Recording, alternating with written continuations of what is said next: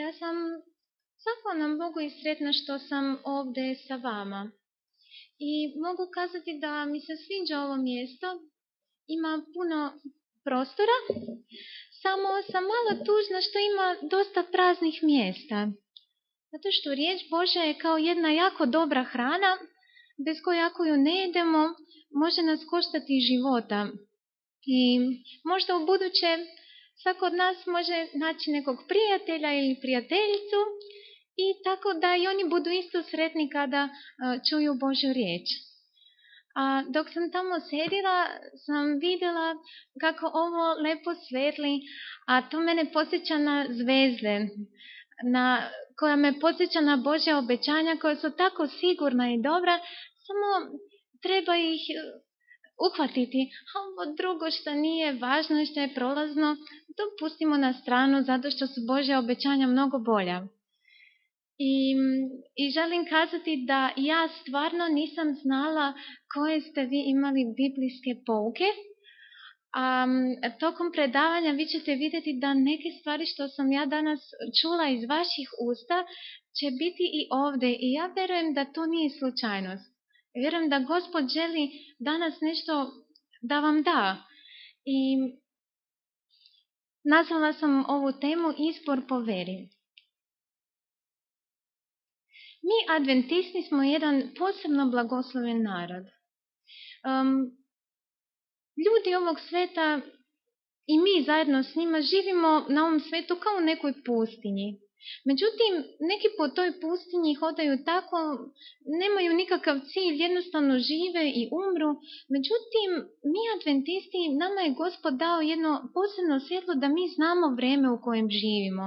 I tako kao što apostol Petar kaže, i imamo najpouzdaniju proročku riječ i dobro činite što pazite na nju, kao na vidjelo koje svetli u tamnom mjestu, dokle dan ne osvane i danica se ne rodi u srcima vašim. Mi imamo proročanstva i mi po tim proročanstvima znamo vrijeme u kojem živimo i to je svetlo u tami. Mi znamo koji događaji se događaju i koji su pred nama i tako možemo zadržati put da možemo stići u Kanaan, da se ne izgubimo u pustinji. I Isus nam je kazao, od smokve naučite se priči. Kad se već njene grane pomlade i ulistaju, znate da je blizu leto. Tako i vi, kad vidite sve ovo, znajte da je blizu kod vrata. On je kazao, znajte da je blizu kod vrata. To znači da Isus kada nam da proročanstva, on želi da mi znamo vrijeme u kojem živimo. I putovala sam ja dosta i u raznim zemljama i u raznim crkvama sam bila, adventističkim, i mogu kazati da adventisti znaju vrijeme u kojem žive. Čak imate i organizaciju koja se zove Amazing Discoveries iz Amerike, sigurno ste čuli za Waltera Fajta, koji Gospod im je dao zaista veliku mudrost da pokažu čak i političke planove ovog svijeta. Znači, oni su otkrili Sotonu tačno tako u njegovim planovima što jeste. Znači, mi možemo znati događaje koji se događaju. Ali što je to blizu? Na što se on ovdje govori? Prije nego što Isus spomenuo znake vremena, kaže da seđaše na gori Maslinskoj i pristupiše k njemu učenici nasamo govoreći, kaži nam kad će to biti i kakav je znak tvog dolaska i kraja veka. U engleskom prevodu kaže kraja sveta. Znači oni su postavili pitanje kad ćeš ti doći i kad će biti kraj sveta. I onda je Isus njima odgovorio. Da, tačno. Sada se vratite jedan slajd nazad. Znajte da je blizu kod vrata kad vidite ove stvari. Idemo dalje. I zato je Isus nama savjetovao. A šta vam kažem? Svima kažem. Stražite. Zašto treba stražiti? U Luki čitamo. Stražite dakle jednako i molite se Bogu da biste se udostojili uteći od svega ovog što će se zbiti i stati pred Sinom čovječim. Dakle, trebamo izbjeći uništenje, globalno uništenje svijeta koje je Bog kazao da će biti veoma uskoro i trebamo opstati pred Bogom. A uništenje izbjeći, ovdje u Psalmu 91. kaže ovako: jer si ti, Gospode, pouzdanje moje, višnjik si izabrao sebi za utočište. Neće te zlo zadesiti, i udarac neće dosegnuti do kolibe tvoje, jer anđelima svojim zapoveda za tebe da te čuvaju po svim putevima tvojim. Da bismo mi izbjegli uništenje koje dolazi na ovaj svijet, mi moramo biti u Bogu. Jer kaže, ako mi izaberemo višnjeg sebi za utočište, onda će on se pobrinuti da nas zlo ne zadosi, on će narediti anđelima da oni nas čuvaju. A da bi opstali pred Bogom postoje neki uvjeti. U Mateju 5. glava kaže: blago onima koji su čistog srca, jer će Boga vidjeti. U 15. psalmu čitamo: Gospode, ko može sediti u senici tvojoj? Ko može nastavati na svetoj gori tvojoj? I sada se ovdje nabraju neke karakteristike. Ko hodi bez mane, tvori pravdu i govori istinu iz srca svog. Znači, jedan licemjer, on ne može biti pred Bogom osoba koja govori nešto, a u sebi ima druge misli. Ko ne opada jezikom svojim, znači onaj koji ne govori zlo o drugim ljudima, koji ne čini drugom zlo i ne ruži bližnjeg svog. Ko ne gleda onog koga je Bog odbacio, nego poštuje one koji se boje Gospoda. Ko se kune bližnjemu pa ne poriče. Ko ne daje srebro svoje na dobit, znači osobe kojima su pare važnije nego ljudi, i ne prima mito na pravoga. Ko ovako radi, neće posrnuti doveka. I kad Isus dođe, šta će se dogoditi? A kad dođe Sin čovječji u slavi svojoj i svi sveti anđeli s njime, onda će sesti na prestolu slave svoje. I sabraće se pred njim svi narodi i razlučit će ih između sebe, kao pastir što razlučuje ovce od jaraca. I postavit će ovce s desne strane sebi, a jarce s leve. Tada će reći car onima što mu stoje s desne strane: hodite blagosloveni oca mog, primite carstvo koje vam je pripravljeno od postanja sveta. Jer ogladneh i daste mi da jedem, ožednih i napojiste me, gost bejah i primiste me, go bejah i odenuste me, bolestan bejah i obiđuste me, u tamnici bejah i dođuste k meni. Tada ćemo odgovoriti pravednici govoreći: Gospode, kad te vide smo gladna i nahrani smo, ili žedna i napoji smo? Kad li te vide smo gosta i primi smo, ili gola i odenu smo? Kad li te vide smo bolesna ili u tamnici i dođu smo k tebi? I odgovarajući car reći će im: zaista vam kažem, kad učiniste jednom od ove moje najmanje braće, meni učiniste. Tada će reći onima što mu stoje s leve strane: idite od mene prokleti u oganj večni, pripremljen đavolu i anđelima njegovim. Jer ogladneh i ne dadoste mi da jedem, ožednih i ne napojiste me, gost bejah i ne primiste me, go bejah i ne odenuste me, bolestan i u tamnici bejah i ne obiđuste me. Tada ćemo odgovoriti i oni govoreći: Gospode, kad te vide smo gladna ili žedna, ili gosta ili gola, ili bolesna ili u tamnici i ne posluži smo te. Tada ćemo odgovoriti govoreći: zaista vam kažem, kad ne učiniste jednom od ove moje male braće, ni meni ne učiniste. Bilo je postavljeno pitanje Gospodu Isusu: ko je moj bližnji? I sestra White, nakon što je Gospod Isus ispričao priču o milostivom Samarjaninu, sestra White kaže da je bližnji svaki onaj kojemu je naša pomoć potrebna. I Isus, on je umro za svaku dušu, tako da ove riječi ne odnose se samo, kada on kaže moja mala braća, ne odnosi se samo na ljude koji su naše vjere, nego se odnosi na svakog onog kojemu je naša pomoć potrebna i kojemu mi možemo pomoći. I za te zadnje koji su bili sa leve strane, on kaže: i ovi će otići u muku večno, a pravednici u život večni. Kada dođe Gospod Isus, bit će konačno razdvajanje grešnika od pravednika. Do kraja sveta grešnici i pravednici oni će biti pomiješani i kao što on kazuje učenicima, ponekad ne možeš znati ko je pšenica, a ko onaj kukolj. Oni rastu zajedno do žetve. Međutim, tada će biti konačno razdvajanje između pravednika i grešnika. Pravednici će dobiti večni život, a oni koji su ostali nepravedni, za njih je samo večna osuda. I sada, idući. Pravednici.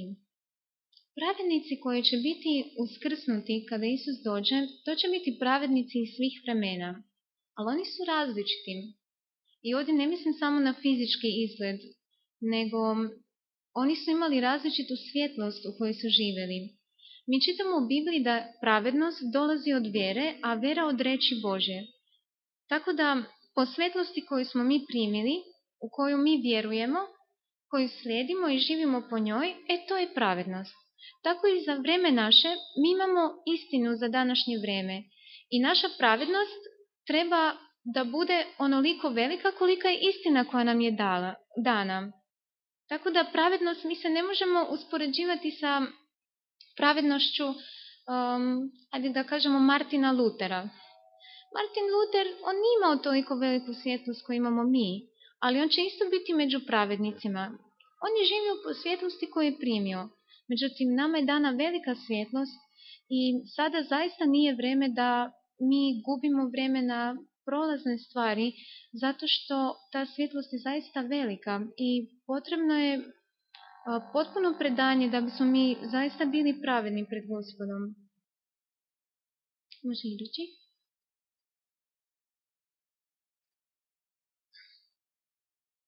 Ja ovo vama govorim kao adventistima jer znam da znate poruku o Laodikeji. Gdje god da sam išla, ta poruka uvijek se čuje. Međutim, ona je postala u zadnje vrijeme kao neka poštapalica koju ljudi kao da se hvale da su oni Laodikejska crkva. Ja sam pogledala na riječ Laodikeja, ima više mogućnosti kako da se prevede ta riječ. Jedna jeste, to je pravda ljudi, druga narod suda i treća pravedni narod. U svakom slučaju u tim prevodima vidimo dvije važne riječi, pravda i sud. Pitanje se postavlja, budući da u Otkrivenju mi čitamo onaj prvi anđeo, vi ste adventisti, vi to znate, prvi od ona 3 anđela kaže da je on išao posred neba, letio, imao je vječno evanđelje da objavi onima koji žive na zemlji i svakom plemenu, jeziku i kolinu i narodu i govoraše velikim glasom, bojte se Boga i podajte mu slavu, jer dođe čas suda njegovog i poklonite se onome koji je stvorio nebo i zemlju i more i izvore vodene. Pitanje se postavlja zašto sada on kaže da je došlo vrijeme suda? Zašto nije bilo u vrijeme apostola? Zato što Isus je kazao kada ova vijest, radosna vijest bude propovedena svim narodima, onda će doći kraj. Međutim, mi čitamo apostoli kada pišu o svojim iskustvima, ono kaže da evanđelje se propoveda svim narodima, još u njihovo vrijeme, ali zašto nije došao onda sud? Zašto Vavilon prima sud sada? Mi čitamo u Otkrivenju 18. i 19. glavi kako Gospod kažnjava Vavilon, odnosno taj cijeli sistem što je Sotona izmislio, tu cijelu zbrku nauka i sve to što u ovom svijetu postoji, sva ta izmišljotina đavola, u kakvom god obliku bila ona, religioznom, političkom, zašto on sada prima kaznu?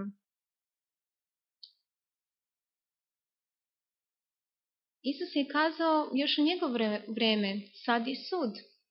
Sad je sud ovom svijetu. On je to kazao kad je izašao zadnji put iz hrama, neposredno prije svog raspeća. On kaže, sad je sud ovom svijetu. Sad će biti isteran knez ovog svijeta napolje. A za sud, što je knez ovog svijeta osuđen. I kad Isus uzviknuo na krstu svršeno je, to je bilo zaista završeno u smislu Gospod Isus je primio žrtvu i Sotona je poražen. Njemu je odzvonilo pogrebno zvono. Međutim, zašto onda nije došao kraj? Kad je Gospod Isus kazao svršeno je. I upravo Jovanovina kaže da krv, znači Isusov život, voda, krv i voda koji su potekli iz njega i duh svedoče na zemlji. Oni svedoče o tome da je to što je taj plan spasenja, on je bio tada savršeno napravljen već. On je bio učinjen, njegova žrtva je bila podnešena i oni svjedoče, ali zašto nije onda došao sud?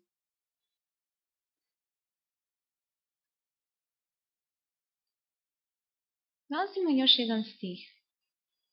A sud je ovoj, što videlo dođe na svet i ljudima omile većma tama nego li videlo, jer njihova dela behu zla. Zašto nije došao sud još tada? Pa kada Isus kazao svršeno je, mi čitamo i u duhu proroštva da cijelo nebo je onda definitivno odlučilo da ne želi više imati ništa sa Luciferom. Do tada su neki anđeli još bili malo zbunjeni, nisu oni mogli baš prepoznati pravi karakter đavola. Iako Isus kazao on je ubojica od početka, međutim ti drugi stanovnici anđeli, oni nisu znali tačno gdje želi đavol sa svim svojim idejama da dođe. I kada on ubio Gospoda Isusa na križu, onda cijelo nebo je shvatilo njegov pravi karakter. Vidjelo se točno njegove ubilačke namjere. Međutim, ovaj svijet u kojem mi živimo, on još uvijek kao da ne razumije taj univerzalni konflikt. Nebo se odlučilo. Oni su prihvatili Isusa i potpuno odbacili đavola. Međutim, svijetu je bilo potrebno da i on još vidi što znači sva ta vladavina đavola i sve njegove ideje. Pa ako razmislimo, nedugo nakon što je Gospod Isus otišao na nebo, počelo veliko progonstvo, pa onda crkva se ujedinila sa državom, pa se onda pokazalo šta znači kada ti pokušaš na silu da nekome nametneš vjeru, pa vidimo stoljeća progonstva, pa onda različiti politički sistemi, jedan iza drugog. Sve to nije bio ni jedan sistem koji je bio pravedan. Sve to je jedno ništa. I sada mi koji živimo na kraju svijeta, mi zaista nemamo izgovor. Mi možemo iz vlastite povijesti da vidimo vladavinu Božju i vladavinu Sotone i da izaberemo. I zato je sada vrijeme suda, zato što ono svjetlo što nam je potrebno da vidimo istinski karakter đavola i istinski karakter Boga, ono nam je dano čak iz naše vlastite povijesti. Da i ljudi koji nisu možda toliko bili upoznati sa istinom o Bogu, mogu iz vlastite povijesti da shvate da nijedan sistem nije držao pravednost. Dakle, prihvatiti Hrista i verovati mu, to je spasenje. Kao što je Isus kazao u onom stihu da je sud kada dođe svjetlo, ali ljudi ako više vole tamo nego svjetlo, to je njima sud. Tako i mi smo primili svjetlo, ali ako mi više volimo tamo, ta svjetlost koju smo mi primili, po njoj smo suđeni. I u tome je sud. Tako da prihvatiti Hrista i verovati mu je spasenje, a odbaciti Hrista i ne verovati, to je automatski osuda. Mi, svi koji smo ovdje u sali, mi ne možemo da budemo između i da kažemo da ne znamo. Mi možemo samo biti u jednoj od ove dvije grupe. Ali pitanje se postavlja prihvatiti kojeg Hrista? Zato što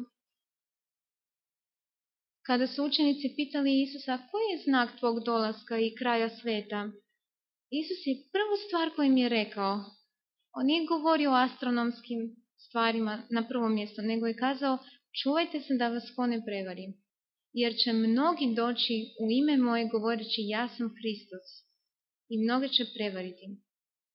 I sestra White nam piše, i hvala Bogu što nam je Gospod to otkrio, da će se i Sotona, da će to biti remek dijelo njegove prevare. Sam bit će mu dozvoljeno da on se pretvara da je on Hrist.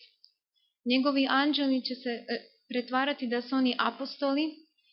On će govoriti umilnim glasom, ići će od vođa ovog svijeta, kad vođama ići će i činit će čudesa, ali kaže da istovremeno dok on bude činio isceljenja, da će sa druge strane uništavati ljude.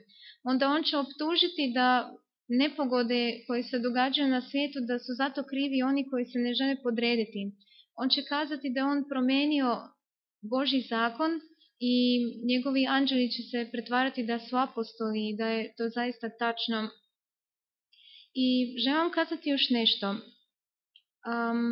Ja kada sam ove stvari govorila ljudima koji poznaju istinu, oni su meni kazali ja ću tu obmanu sigurno prepoznati.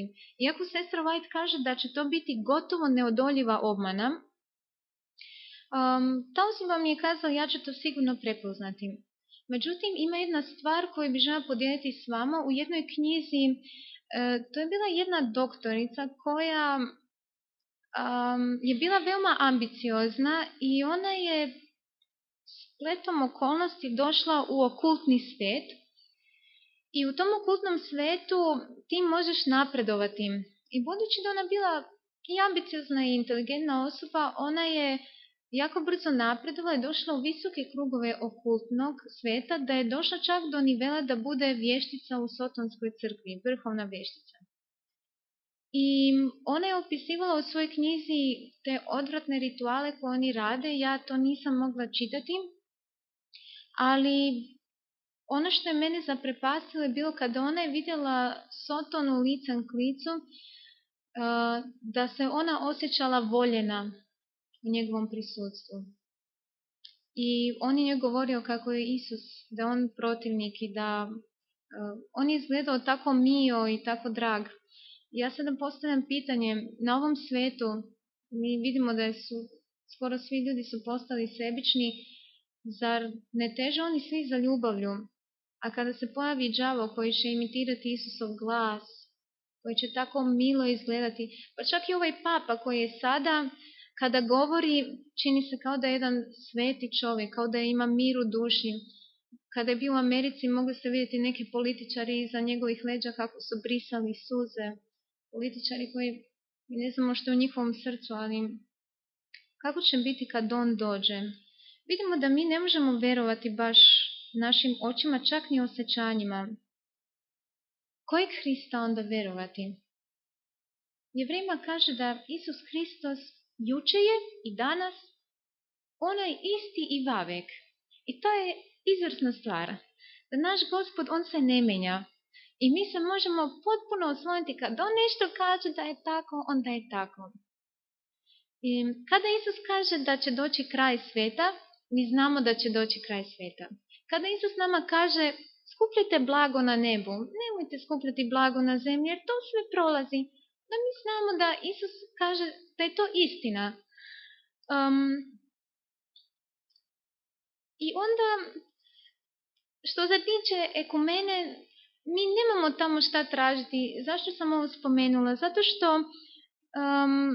u ekumeni ljudi žele zapravo da na ovoj zemlji postignu jedno sjedinjenje i mir i da Isus vlada na ovoj zemlji. Ali iskreno vam kažem, meni se ova zemlja ne sviđa. Pa čak dok smo putovali sada prema Skoplju, posljedice grijeha su zaista vidljive i one se i u prirodi tako. Ako vi želite ovu zemlju da bude vaš dom, ali ja ne želim. I ja želim jedan sistem pravedan, gdje vlada pravednost. Ja ne želim ni jedan od ovih sistema koji postoji na svijetu. I ništa što ovaj svijet mi može dati, ja ne smatram da je to nešto vredno. Gospod ima puno bolje stvari. Kao što je sestra White kazala, braćo, vidjela sam jako dobru zemlju. To je jako dobra zemlja i mi nju možemo naslediti. Samo malo strpljenja treba. I zli će napredovati. Ima ljudi što stalno govore, pogledaj ovo je zlo što se događa, pogledaj kako papa radi, pogledaj što ovi rade. To za mene, ja to vidim da se događa, ali nije to za mene važno tako mnogo. To mi ništa, meni ne pomaže što je neko drugi zao za moje vlastito spasenje. Pitanje se postavlja šta je sa mojim slučajem. posvuda u crkvama koje imaju adventnu istinu, kada sam god prisustvovala subotnim školama, odgovori su bili fascinantni. Ljudi kao da sve znaju. Neki od onih koji govore, to ostaje njima samo na rečima. Oni znaju jako dobro da oni objasne i povijesti, možda su rečiti govornici, ali jako brzo nakon toga izađu van, pričaju jedni s drugima, njihovim ustima počnu jako svetovne stvari da se pojave i onda, kao što kaže Isus, da usta govore od suviška srca. Neki se zabrinuti zato što znaju, osjećaju da nisu dobri i oni pokušavaju svojim naporima da dosegnu pravednost i muče se ponekad. Možda odluče danas ću da ovo što sam čuo, ja ću se potruditi da to sprovedem u život i to se stalno čuje u molitvama. Bože, pomozi da ova reč koju smo čuli, da to se sprovede u naš život. I neki se stvarno trude, neki to samo kažu, ali neki se stvarno trude iz dana u dan i ne uspijevaju izaći iz tog kruga, traže mir u duši i ne nalaze ga. I onda pitaju što je problem. Međutim, osjećanja naša nisu znak pravednosti. Niti nisu znak da li je Gospod sa mnom.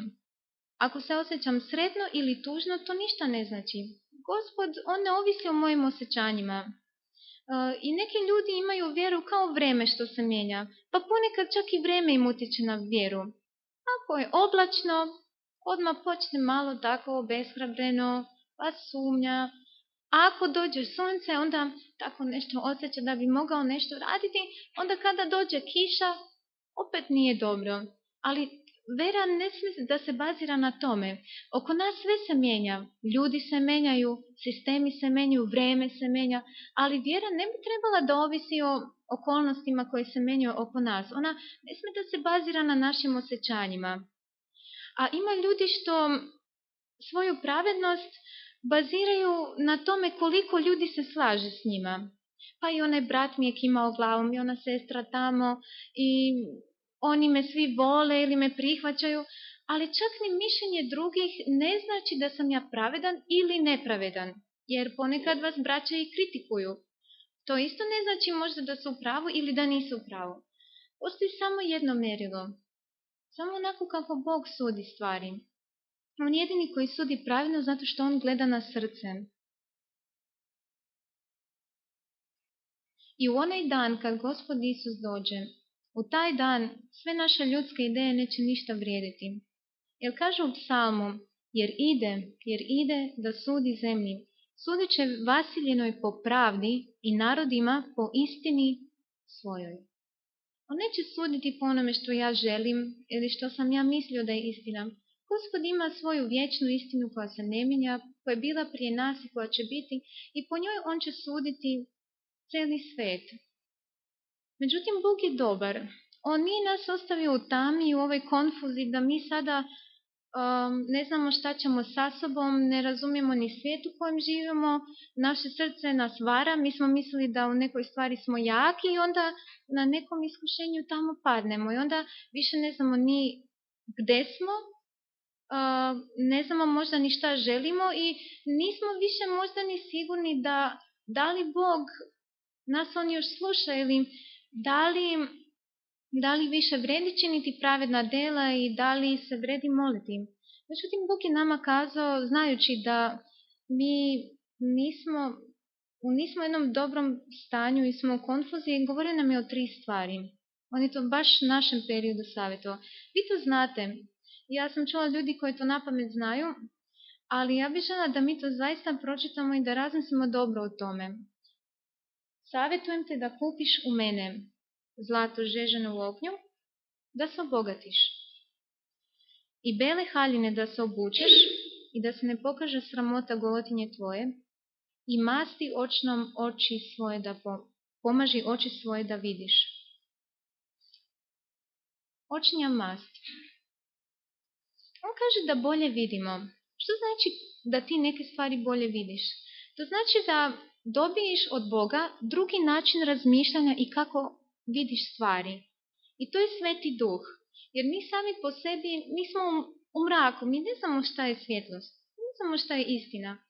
Ali Isus, on je rekao da će on nama kad ode na nebo poslati učitelja i da će on nas naučiti svoj istini. On će nam pokazati šta je dobro.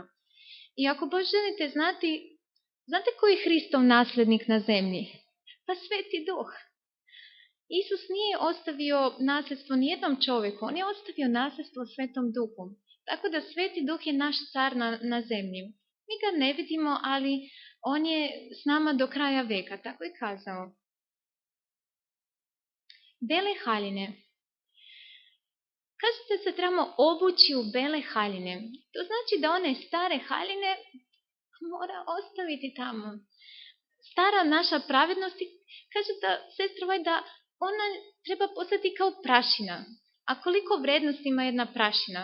Tako ju makneš sa krpom i streseš tamo kroz prozor i otišla je, čak ju ni ne vidiš. Bog nam nudi jednu novu pravednost. To je ona njegova Kristova savršena pravednost, ona je njegov pravedni život.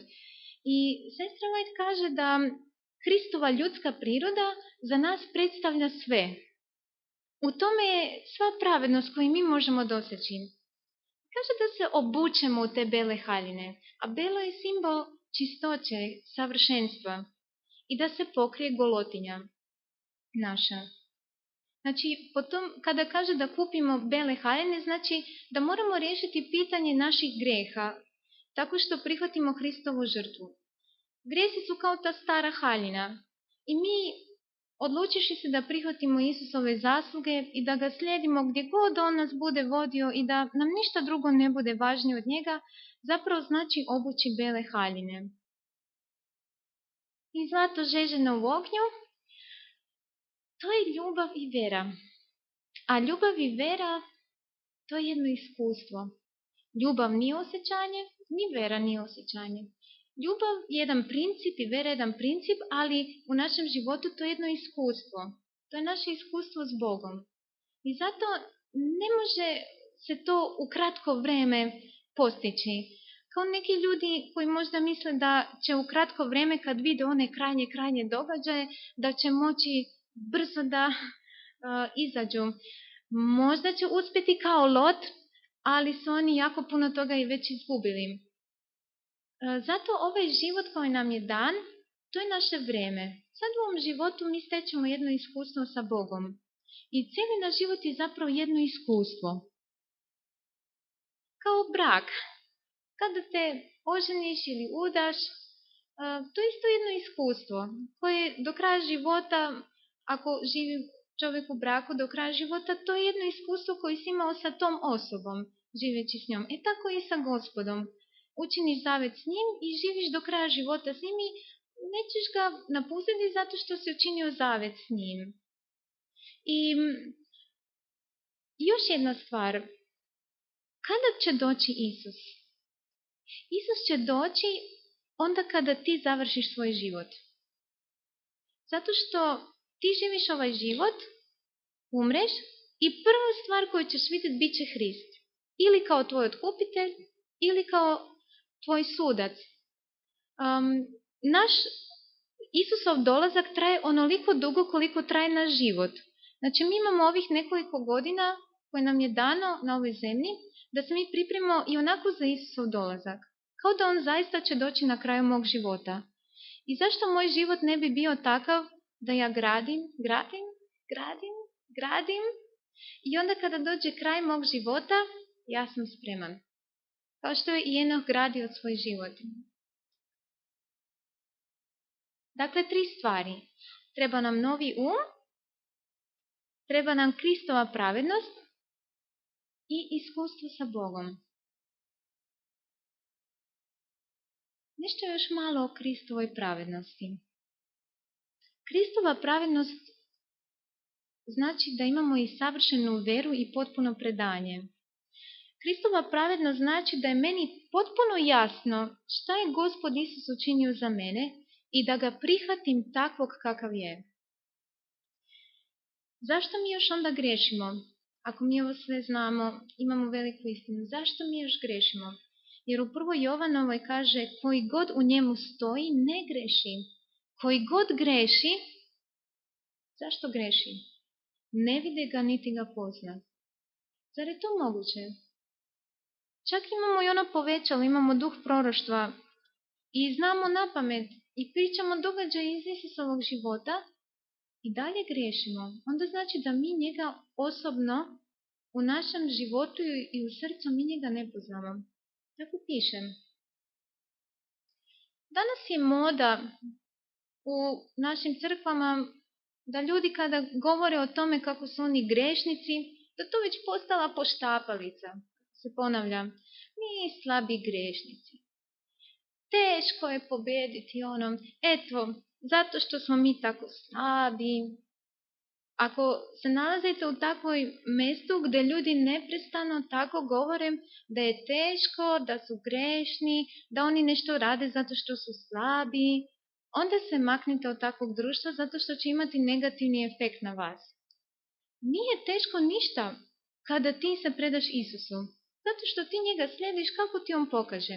Istina je da ne znaš sve odjednom šta te čeka, ali toliko si sretan što imaš Isusa da ove stvari te gotovo ni ne bole ako nešto shvatiš. I ako tako ljudi vrše utjecaj na tebe, onda bolje ti traži Isusa i trči i makni se od takvih ljudi zato što oni imaju, oni sami sebe ubeđuju da su grešni i da tako teško je i tako treba ostati. Ali to je sasvim krivi način razmišljanja. Dakle, ako grešimo, mi ne poznamo Boga. Zašto mi to dozvolimo? Možda nas ne zanima baš da saznamo sve o Bogu. Svaki ima svoj krug prijatelja, dobro, tamo onaj susjed, ja njega pozdravim, što ga vidim, ali nije to baš onaj susjed sa kojim puno više pričam. Ne, interesuje me baš tako. Tako možemo i mi sa Gospodom, da nekako bude nam dovoljno ta naša relacija na jednoj distanci, do tu je dobro, nemam nekih problema, nevolja, pa verovatno Bog, on verovatno brine za mene i tako. Ali ne smemo zaboraviti da kaže da sunce sjaji nad zlima i dobrima. Ako nama Bog pomogne u nečemu, to ne znači da sam ja pravedan, zato što Bog čini dobro i zlim ljudima. Ne znači ništa ako Bog je meni uslišio molitvu, kao što je brat Časav kazao vezano uz ono kako sam on parkirao pogrešno i tako. Bog čini dobro i zlima i dobrima. Nije to znak ako nam Bog usliši molitvu nužno da je naše srce dobro. U Jakovu kaže, koji hoće svetu prijatelj da bude neprijatelj Božji postaje. To isto može biti razlog zašto nas baš Bog ne zanima. Zato što mi volimo neke druge stvari. I onda vidimo da taj element nekako ne ide sa ovim svjetovnim elementom i onda biramo tako. Kao što je Pilat birao. On je sam u sebi vidio da je to božansko biće s kojim je razgovarao, ali on je htio ovaj svetovni element. Svet u bilo kom obliku. Svet može biti ne samo stvari koje su ovako raskalašene i tako, bučne.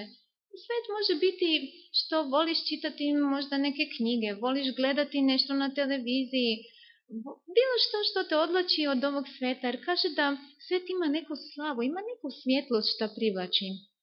I tako, povuče me tamo, mene tamo. Ja možda volim gledati časopise za modu, ne znam, malo tako da vidim. Ja volim ići u shopping centar, da malo kupim, malo tako. Ja volim, a neću kazati samo za žene, kazat ću i za mladiće, ja volim gledati tamo nogomet, malo kako oni tako jedni protiv drugih, ili volim, sve to prolazno. No dobro. Ili još postoji jedna stvar, znači na jednoj strani privlači nas stvari svijeta, a na drugoj strani naš vlastiti um. Ima neki kriteriji koji nas blokiraju da mi upoznamo Boga. Jer u Rimljanima kaže telesno mudrovanje, neprijateljstvo je Bogu. Nije samo svet, ljubav prema svetu, nego je telesno mudrovanje. I zašto? Jer se ne pokorava zakonu Božjem, niti može. Naše osjećanja, naša ljudska priroda, ona ne može se ona pokoriti sama po sebi Bogu. Ona ne voli. Ona ne voli da ne voli Boga tako kakav je. Ona će se uvijek buniti. I ovo mogu kazati iz vlastitog iskustva. Naš mozak je zaista defektan i nesavršen. Ako neko se stvarno trudio da sve razumije, da sve ostavi, da ide onako za Gospodom i da mi Bog otkrije zaista šta je istina, ja sam se stvarno trudila. I došla sam na kraju do zaključka da Gospod mi kaže da jednu stvar napravim, a ja pitam zašto, a nema odgovora. I opet to trebamo činiti. I onda su nastale teške borbe. Zato što sva moj mozak bi htio da nekako razumije, da pojmi šta Bog to sada želi napraviti ili zašto. Ali ne može. Moj mozak ima jednu granicu. On je defektan. On je nesavršen. I pogledajte, na primjer, iz ranih spisa.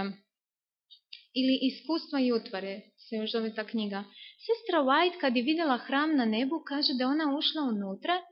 I ona kaže ovako, ljepotu koju sam tamo vidjela, ja ne mogu rečima opisati. Ne nalazim reći.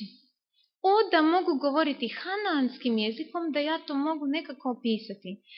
Ako ona nije uspjela naći ljudske reči, da ona opiše ljepotu koju je vidjela u hramu, koliko tek nama nedostaju reči da opišemo Boga koji je toliko velik i većan. Da li razumijete? Ili, na primjer, i vi ste imali iskustvo, kad ste počeli prvi put čitati Bibliju u vašim ranim hrišćanskim danima, neki stih si tako razumio. I onda prođu godine i sada ga drugačije razumiješ. A ono vrijeme si vjerovao da je baš tako se objašnjava taj stih. Naš on stalno uči, ali postoji jedna granica gdje, kao što Isus rekao, ja bih vama imao još mnogo da kažem, ali vi ne možete nositi. I Isusovi učenici su isto primjer. Oni su toliko stvari u životu vidjeli od Isusa i učili. I onda postave mu pitanja da Isus kaže, pa jer vi ne razumete. Oni koji su bili tako blizu s njim, a kamoli tek mi ne hodamo s Isusom licem k licu, nego mi dođemo jedanput tjedno u crkvu, ako čitamo Bibliju kod kuće svaki dan, to je velika stvar, ali bavimo se svetovnim stvarima tijekom tjedna i onda da mi kažemo da mi možemo razumjeti neke velike stvari. Ne znam, ja se baš ne uzdam u svoj da on razumije. I uvijek sam spremna da ako mi Bog kaže da nešto nisam dobro razumjela u prošlosti, da mi objasnim. Jer Bog kaže, misli moje nisu vaše misli, niti su vaši putevi moji putevi, veli Gospod. Nego koliko su nebesa viša od zemlje, toliko su putevi moji viši od vaših puteva. I misli moje od vaših misli. Samo kaže, velik je Gospod i valja ga slaviti i veličanstvo njegovo ne može se dosegnuti. Neće to nikada u naš nećemo mi moći u naš da stavimo Boga, da ga uguramo, da ga razumijemo potpuno. I Pavle, koji znamo da je bio osoba veoma inteligentna, on je bio i prorok i Gospod je njemu pokazao u vizijama neke stvari. On kaže, o dubino bogatstva i premudrosti i razuma Božjeg, kako su neispitivi njegovi sudovi i neistraživi njegovi putevi. To moramo shvatiti, da smo ograničeni i da mi nismo Bog. I da naše misli imaju jednu granicu i preko toga ne mogu. A mi opet se uzdamo u svoj razum i više verujemo šta mi osjećamo i šta mi mislimo da je ispravno. Ja sam prije u svom životu uvijek tražila objašnjenja. I onda kad sam došla do tačke kad Bog od mene zahtjeva stvari bez da mi objasni u detalje, morala sam početi vježbati jedan novi mišić. Malo više. Taj mišić vere. Mnogo više nego samo da mi se sve objasni. I danas ja nalazim mir u tome što ne mogu sve da shvatim. Ja ne idem više, ponekad sam prije znala, su me zanimale diskusije ako bi se počeo diskutirati o nečemu što je tako, treba istražiti i tako. A sada, ako vidim molim se Bogu i osjetim da bit će vreme i za to, ne idem više tamo da sada insistiram da ja pokušam nešto razumjeti što ne mogu sada shvatiti. Prihvatila sam da Bog mi daje kao u jednoj zdjeli hranu za danas, a ako on ima za sutra neku drugu hranu, ja neću tražiti danas da on meni pokaže ono što mi je dao za sutra. I ako danas dobijem šačicu hrane ili mrvicu hrane, ja kažem hvala i ne tražim više od toga, zato što znam da Bog vodi brigu koliko ja mogu podneti. On zna moje mere mnogo bolje nego ja. I tko ne prihvati to da smo mi ograničeni u shvaćanju, on će se na kraju razočarati u Boga. Vi ne znate šta će doći u vaš život. Možda sada sve ide idealno u vašem životu i odjednom možete dobiti neki udarac, postavite pitanja, nemate odgovore od Boga i onda se razočarate. Zato nije dobro da se baš uzdamo u svoje shvaćanje. Ono je ograničeno. I još jedna važna stvar. Bog, on nas neće spasiti metodom kojom mi želimo, već kako je on odlučio u svojoj mudrosti. Kao kad te dođeš kod doktora i on tebi treba izvršiti neki operativni zahvat.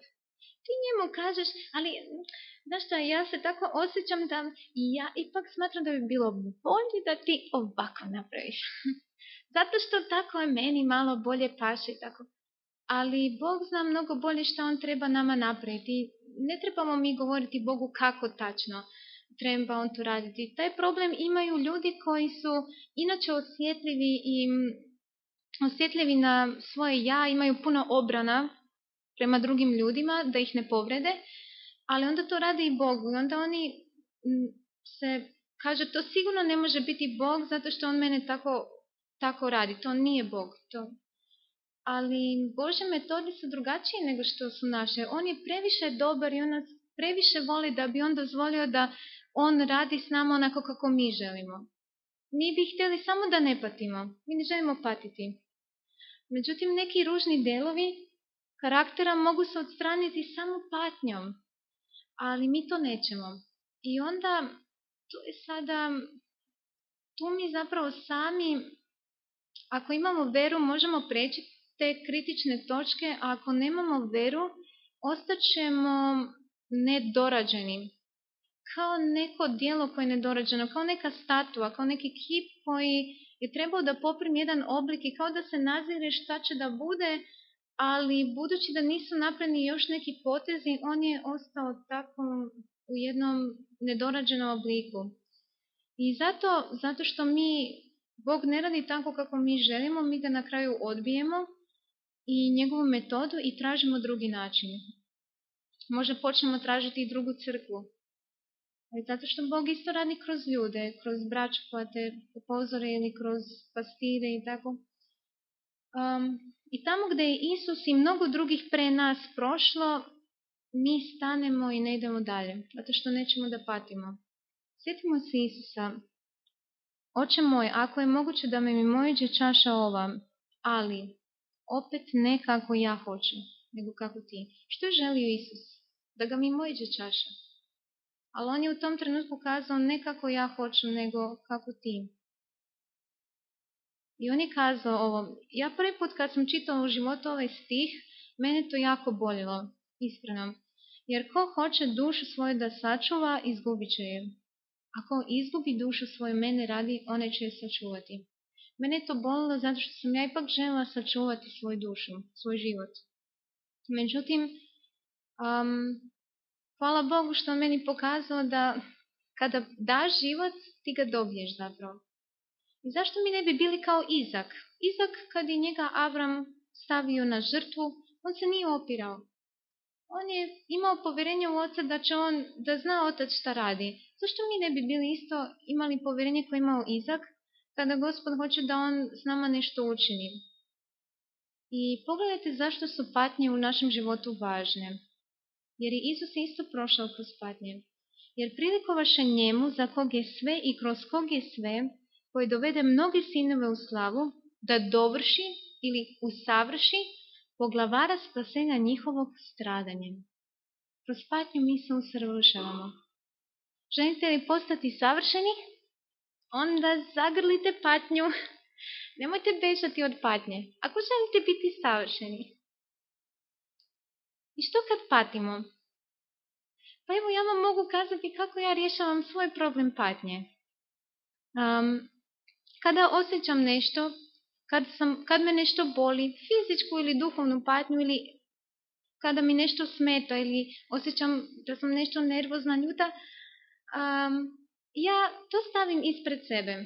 Ja neću bežati od te patnje ili pokušavati ju sama riješiti. Znam da ne mogu. Ja nju stavim ispred sebe. Ali ja, imajući pred sobom, ja izaberem Isusa. Ja kažem samo, biram Isusa. I ovo u trenutku nestane. Sve u izboru, u našem izboru. Za mene, ja sve stavim ispred sebe. I moje emocije, i svo moje razmišljanje, i moje kalkule, šta bi ja, planove, želje, moje očekivanje, ja to stavim ispred sebe. Ipak izaberem Isusa. Zato što ja želim da na prvom mjestu u mom životu ipak bude Isus. Da on bude prva moja misao. I kad je Isus na prvom mjestu, to je zaista istinska sloboda. Zato što ja ove sve stvari druge, ja kao da ih imam u vlasti, ja njih mogu kontrolisati. One ne vladaju mnome, nego Isus, on je tako dobar da ja sam njemu predala vlast, ali on zapravo meni daje vlast da ja upravljam svojim životom. Zato je to istinska sloboda. I on je kazao, ako vas dakle sin izbavi, sin koji je u vama, kojeg ste prihvatili, zaista ćete biti izbavljeni, slobodni. I kada mi vežemo srce samo za Isusa, onda vidimo da smo zaista slobodni. To nije gubitak slobode. Kao što u ljubavi između dvoje osobe ti se ne osjećaš rob ako nekoga voliš, a vezan si za njim u srcu. I predao si mu svoj život i svoje vreme i investiraš u drugu osobu, ali to nije ti to ne smatraš da je to ograničenje slobode, nego je to nešto što kao da ti daje čak i snagu da živiš. I sada dolazimo do jedne tačke. I nadam se da ćete me vi dobro razumjeti. Da li znate koliko je Isus zapravo našem umu ružan? Vi se sjećate onog stiha gdje kaže da tjelesno mudrovanje je neprijateljstvo Bogu i neće da se pokori, ne voli Boga? Da li ste vi spremni saznati sada koliko je Isus zapravo našem umu ružan? Vidjet ćemo da imamo jedan veliki problem u našem umu. Stih koji smo danas čuli već. I kao što Mojsije podiže zmiju u pustinji, tako treba sin čovječi da se podigne. Pročitat ćemo sada što se dogodilo. Potom pođeše od gore Orak Crvenom moru obilazeći zemlju Edomsku i oslabi duh narodu od puta.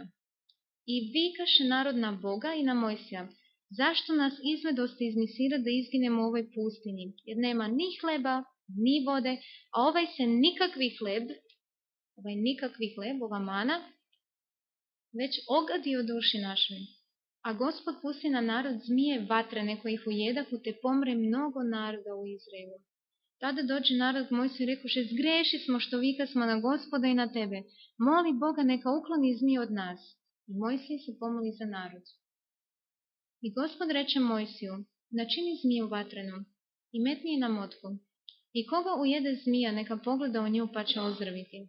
I načine Mojsije zmiju od bronze i metnu je na motku, i koga god ujede zmija, on pogleda u zmiju od bronze i ozdravi.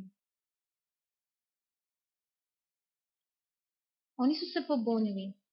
Kazna za pobunu je bila ujed zmije, a to znači smrt, jer oni su umrli od tog ujeda zmije.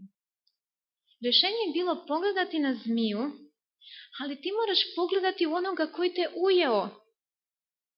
Pa ona što ti prouzrokuje smrt, ili, na primjer, kažemo, da li ovdje ima možda braća i sestara, ovdje koji su krvno srodstvo? Pa evo, na primjer, Lenče, njezina deca.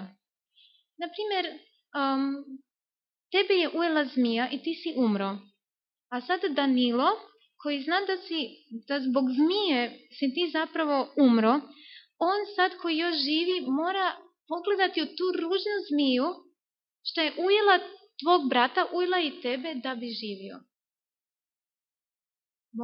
Tu se razbija ponos. Tu osobe koje su bile ponosne, one nisu mogle pogledati na tu zmiju, one su bile ljute. Međutim, to je bilo rješenje. I oni su morali pogledati u tu ružnu stvar šta je njih ujela i verovati u nju. Da od tamo, od tog istog šta te ujelo dolazi izlečenje. Neki nisu pogledali. Međutim, što ovo sve dublje znači? To znači da se mi moramo naučiti s grehom suočiti licem k licu. I smrt pogledati u oči. Pogledati ga, pogledati taj greh. I kaže, gle, bili su izlečeni. Svaki koji je htio, on je bio izlečen. I svaki koji je pogledao tu zmiju, on je ozdravio. Tako i Gospod Isus kazao Jovanu 3.16. Jer Bog tako omilje svet, da je on svog jedinorodnog sina dao, da svaki koji u njega veruje, ne pogine, nego da ima život večni. I tako taj pogled vere prema Isus je kazao da on bio zmija u pustinji. Ona je bila simbol Isusa. Međutim, ja ne znam kakvu vi sliku imate o Isusu, ali kada Isus sebe poistovjetio kao sa tom zmijom, ona je za ljude koji su živjeli u pustinji, bili od nje ujedini, ona je njima bila ružna. A i Biblija isto kaže za Isusa da on, kad je bio na križu, pogledajte kakav je to prizor bio. Kako se mnogi začudiše tebi, što beše nagrađen u licu mimo svakog čovjeka i u stasu mimo sinova čovječih. Jer izneće pred njim kao šibljika i kao koreni suve zemlje, ne bi obličja ni lepote u njega. I vide smo ga i ne beše ništa na očima čega radi bismo ga poželili. Prezren beše i odbačen između ljudi, bolnik i vičan bolestima i kao jedan od koga svak zaklanja lice. Toliko je lijep bio Isus, da svaki od njega zaklani licem. Prezren da ga za ni za šta ne uzima smo. A on bolesti naše nosi i nemoći naše uze na sebe, a mi mišlja smo da je ranjen, da ga Bog bije i muči.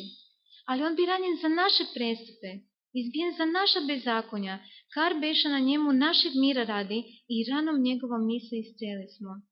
Zašto je bio Isus ružan u našim očima? Zašto je on ružan? Gospod pusti na nj bezakonje svih nas. Ono što bilo koga od nas čini ružnim je zapravo greh. Da li se vama još uvijek sviđa Isus? Isus je kazao, blago onome koji se ne sablazni o mene. Ako se sjetite svih patnji koje ste prošli u životu, sve je to bilo prouzrokovano greha radi. Što je neko vama kazao ružnu riječ? Što je neko bio grub prema vama? Što ste izgubili posao zbog nepravde? Što ste izgubili drage osobe što su umrli? Zbog bolesti, nasilje koje je oko nas, sve te posljedice kod nas izazivaju gnjev i gnušanje. Međutim, Isus je tu rugobu, sve te ružne stvari, sav taj greh, on je uzeo na sebe. I on je bio tako ružan da smo mi morali svoju glavu od njega okrenuti. I sad da gledam sada u tu najveću rugobu, jer kažem da su bezakonja svih nas bila stavljena na njega. Svo ono zlo, sve ono što je đavo usadio u ljudski sve to bilo stavljeno na njega. Da ja sada gledam na njega u tu ružnu zmiju koja je podignuta, da ja gledam u greh koji mene ujeo i koja mi donosi smrt i da istovremeno verujem da je tu i život. Što se dogodilo na krstu? Na krstu je duh pobedio tijelo. Tijelo, ono je bilo tijelo grehovno, zato što Isus uzeo na sebe grešnu ljudsku prirodu. Međutim, duh nije nikada popustio. I kaže kada je Isus bio proboden da je iz njega izašla krv i voda. Sestra White kaže da krv simbolizira za očišćenje greha, a voda jeste živa voda koja se daje verniku koji veruje. Zato nije dovoljno samo verovati da je Isus umro za mene. Meni je potrebna i ona živa voda, Duh Sveti, jedan novi život. Ne samo očišćenje od staroga, nego i novi život mi treba. I Bog je pobjedio greh iznutra. On je u grešnom telu pobjedio. Pogledajte ovo. Budući pak da deca, to smo mi, imaju telo i krv, tako i on uze deo u tome da smrću satre onoga koji ima državu smrti, to je đavola. Isus je pobjedio kroz tijelo. U čemu je država đavola? Pa Isus je kazao carstvo nebesko je u vama, u nama, principi Božji. Pa on je u tijelu našem uništio državu đavola, znači njegov način razmišljanja, svu tu laž, sav taj grijeh koji je ušao u nas, Isus je iznutra uništio.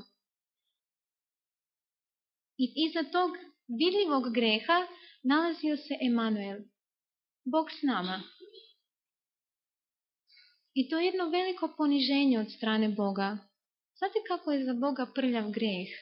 Pa ipak on je to uzeo na sebe. I koliko god da se to nama gadi, gledati na činjenicu da on uzeo svo to bezakonje na sebe, ipak iza tog greha Bog nije napustio grešnika i on je izvojio pobjedu za njega. To je naravno jedna sramota za nas, zato što do svega toga ne bi trebalo da dođe, da smo mi ostali sa Bogom, da smo ostali u čistoti. Međutim, dodirnuši greh i kad je greh ušao u nas, ta nečistoća, ona je rasla i toliko se umnožilo to bezakonje da Bog je svu tu prljavštinu morao uzeti na sebe. Tako da nema ono kada neko kaže ja sam grešnik i kao da se hvali da je grešnik, ta osoba ne zna šta govori. I kad ti iza ove najveće rugobe na kojem su sva bezakonja bila stavljena, ti vidiš Gospoda, tu počinje tvoje izlečenje. Zato što si ti pogledao greh licem k licu, ali ti vidiš i pobjedu koju možeš imati. Vidiš i Gospoda. I mnogi ljudi hoće pobjeći od greha ili ga sakriti, ali to nije rješenje.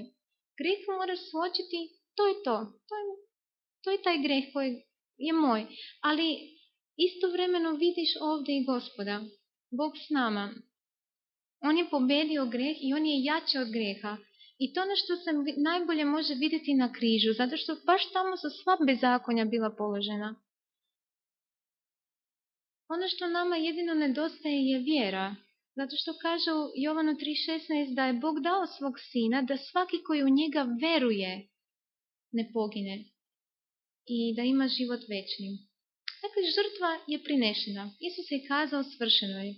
Plan spasenja je ispunjen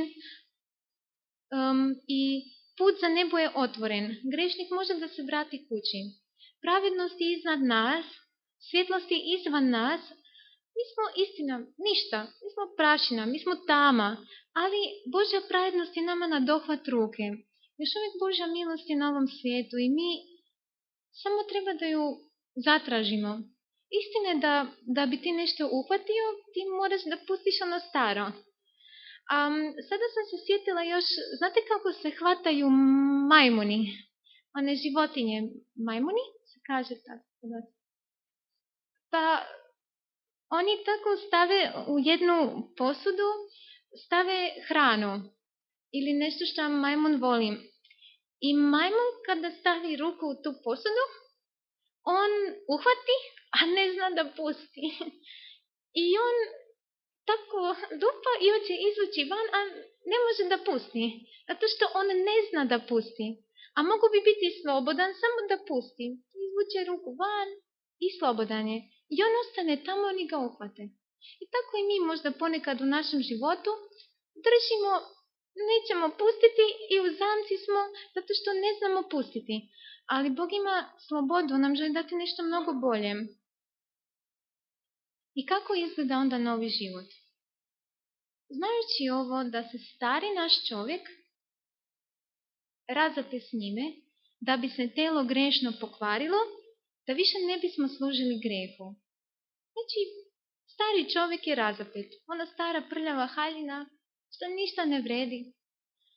I kaže Pavle, zakonu umreh, da Bogu živim. Zakon kaže da sam grešnik, istina je, trebam da umrem i umirem. S Hristom se razapet. A ja više ne živim, nego živi u meni Hristos. A što sad živim u telu, živim verom Sina Božeg, kome omileh i predade sebe za mene. To je jako neobično.